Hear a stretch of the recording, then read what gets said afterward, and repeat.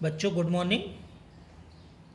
आज हम आपको कक्षा 10 गणित बीजगणित इकाई के अंतर्गत अध्याय 3 दो चर वाले रैखिक समीकरण युग में प्रश्नावली 3.3 का प्रश्न 3 का 5वां खंड बता रहे हैं। प्रश्न 3 का 5वां खंड, यदि किसी भिन्न के अंश और हर दोनों में 2 जोड़ दिया जाए तो वह 9/11 हो जाती है। यदि अंश और हर दोनों में 3 जोड़ दिया जाए तो वह 5/6 हो जाती है। वह भिन्न ज्ञात कीजिए। तो ये प्रश्नावली प्रतिस्थापन विधि की प्रश्नावली है। तो इस प्रश्न को हमें प्रतिस्थापन विधि से हल करना है, ये हमें ध्यान रखना है।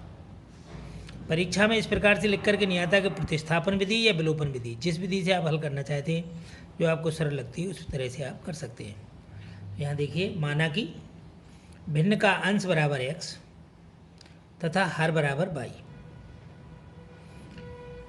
प्रथम शर्तानुसार, अब पहली शर्त को ध्यान से पढ़ें। यदि किसी भिन्न के अंश और हर दोनों में 2 जोड़ दिया जाए, तो अंश और हर दोनों में 2 जोड़ा, x + 2 upon y + 2 equal to, तो वह 9/11 हो जाती है। तो यहाँ लिख दिया इक्वल टू 9/11। अब इन्हें हल करेंगे तो त्रिया गुणा कर लेंगे इनका, तो अर्थात 11 का गुणा इसमें करेंगे अंश में, तो ये हो गया 11x धन 22 बराबर 9 का गुणा यहाँ हर में कर देंगे, तो ये हो जाएगा 9y धन 18।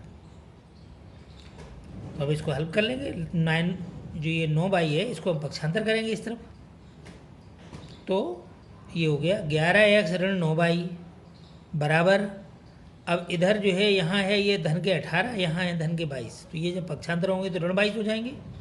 तो बड़ी संख्या ऋण की हुई, तो इसलिए ऋण का चिन्ह आएगा, और 22 में से 18 घटाया तो 4, तो ये होगा ऋण 4। ये समीकरण नंबर ए। अब द्वितीय शर्तानुसार, द्वितीय शर्त को हम पढ़ेंगे इसमें। यदि अंश और हर दोनों में 3 जोड़ दिया जाए तो वह 5/6 हो जाती है। वह भिन्न ज्ञात कीजिए। तो अब हम अंश और हर दोनों में 3 जोड़ना है, तो x + 3 upon y + 3 equal to 5/6। अर्थात अब इनका वही त्रिय गुणा के द्वारा इसे हल करेंगे, तो 6 का गुणा करेंगे x + 3 में और 5 का गुणा करेंगे y + 3 में। तो ये हमने यहाँ गुणा कर दिया, तो ये हो गया यहाँ 6x धन 18 बराबर 5y धन 15। अब हम यहाँ 5y को इधर पक्षांतर करेंगे बाएं पक्ष में, और 18 को हम दाएं पक्ष में ले जाएंगे, तो ये ऋण 18 हो जाएंगे। अब ऋण 18 चूँकि बड़ी संख्या है तो चिन्ह जो है ऋण का आएगा। 18 में से 15 घटाएंगे, 3 बचेंगे। तो देखिए यहाँ 6x - 5y इक्वल टू -3, ये आपका होगा समीकरण नंबर बी। अब प्रतिस्थापन विधि से हल करना है, तो एक चर में मान हम ज्ञात करते हैं, तो इसलिए समीकरण बी से, तो यहाँ 5y इक्वल टू 6x + 3, यानी हमने ये +3 को इधर पक्षांतर किया, तो ये हो गया +3, -5y को इधर पक्षांतर कर दिए, तो ये 5y हो गया। फिर इसके बाद पूरे पक्षों को दोनों को पलट कर 5y रख लिया बाएं पक्ष में, और 6x + 3 हमने रखा दाएं पक्ष में। तो अब y बराबर, तो अब 5 को पक्षांतर करेंगे, तो 5 का यहाँ गुणा है, तो अब भाग हो जाएगा। तो ये हो गया 6x + 3 अपॉन 5।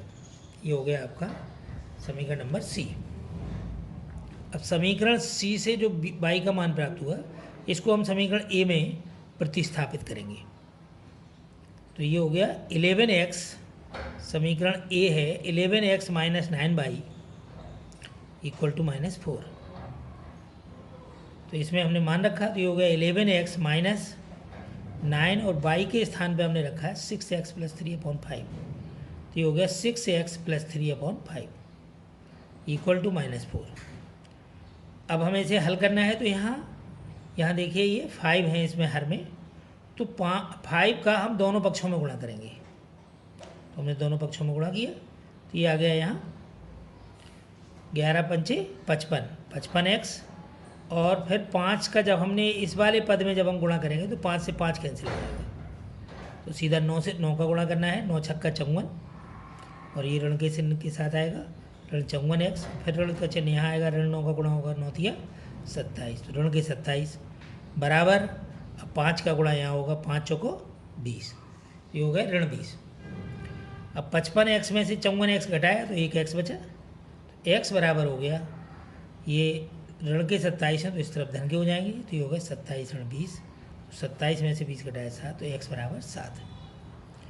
अब ये x का मान हम समीकरण c में रखेंगे, तो x का मान समीकरण c में रखने पर y बराबर ये समीकरण लिख लिया 6x + 3/5।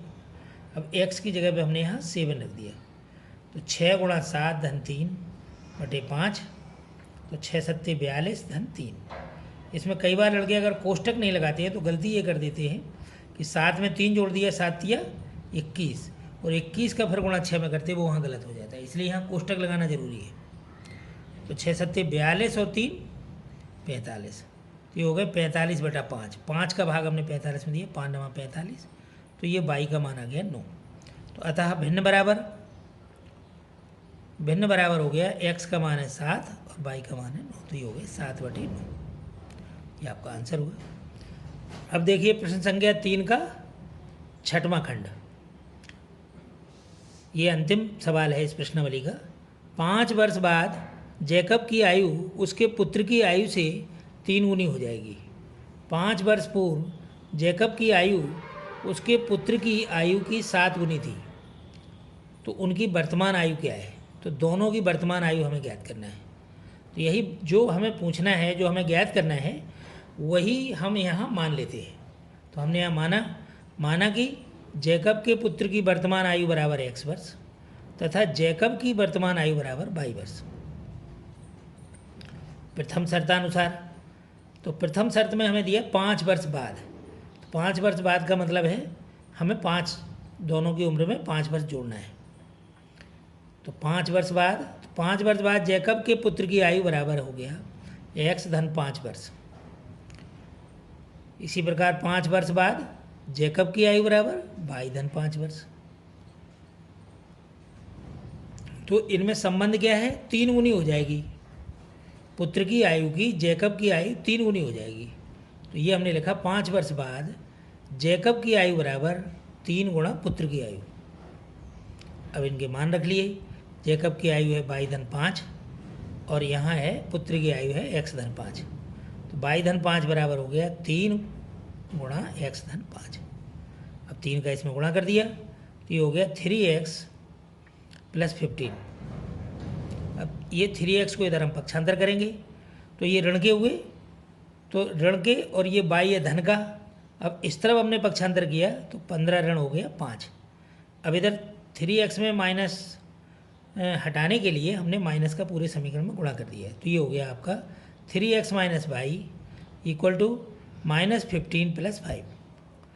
अब यहाँ हमने ऋण 15 में से 5 को घटा लिया, तो ऋण का चिन्ह आएगा और यहाँ 10 बचेंगे। तो ये हो गया 3x - y = -10। ये हो गया समीकरण नंबर ए।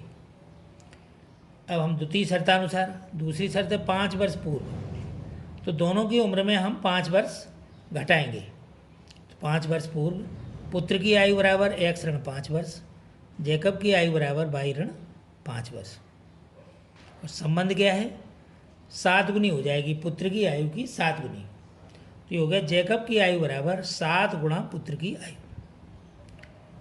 तो दोनों का मान रख लिया, जैकब की आयु y ऋण 5 बराबर 7 और यहाँ पुत्र की आयु हो गई x ऋण 5। इनको रखा तो y ऋण 5 बराबर 7 का यहाँ गुणा कर दिया, कोष्ठ खोला, तो ये हो गया 7x ऋण 35।